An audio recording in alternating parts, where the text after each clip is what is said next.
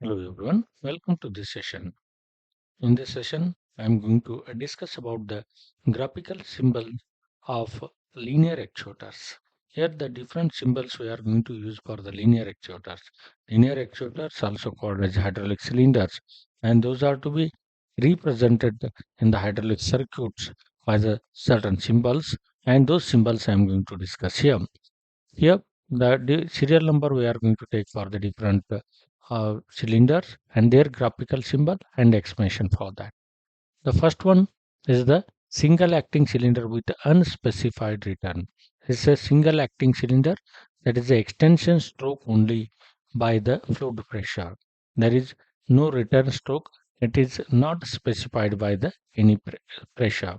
Okay, the fluid is entering to the piston end of the cylinder. Extension by the fluid pressure is taking place, and that is represented by this symbol. The second one is the single acting cylinder with a spring return. Okay, the single acting cylinder, the extension is taking place by the fluid pressure, and there the fluid is entering at the blank end or a piston end of the cylinder and return to the original position by takes place by the spring force. Third one is a double acting cylinder. Both extension as well as the retraction are by the fluid pressure. During the extension, the fluid will be entering to the this piston inside of the cylinder, and during the retraction, the fluid is entering to the rod inside of the cylinder. There is a double acting cylinder, single piston rod. The only one piston rod is also there. Fourth one is a double acting cylinder with a double piston rod. Double acting cylinder, it is that the piston, it is connected with a two piston rods. Okay, the two rods. This is the one rod, another rod is here. Both in the both the direction, the actual working is carried out by the double piston rod. And here both side by the fluid pressure, the movement extension and retraction will be taking place. The fifth one is telescopic cylinder double acting. This is a telescopic cylinder. The continuously the expansion will be taking place for the longer length, and there telescopic like that, both side the extension as well as the retraction by the fluid pressure is represented by this symbol. Okay, here the one side the fluid is entering, here also the fluid is entering during the extension and retraction at this side. Then sixth one is a telescopic cylinder once again by single acting. The extension of this telescopic cylinder is taking place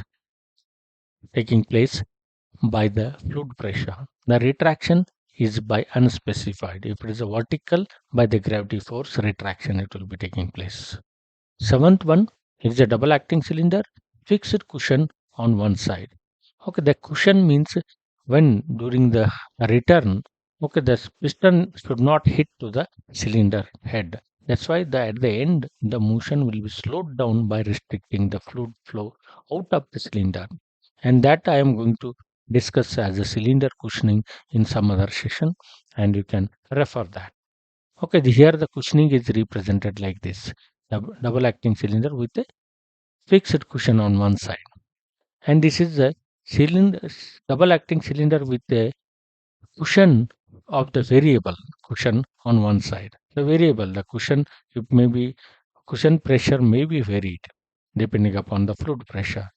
The cushion pressure may be varied. That is, the cushioning is required. You can use, or we can maximum cushioning and minimum cushioning can be changed according to the requirement.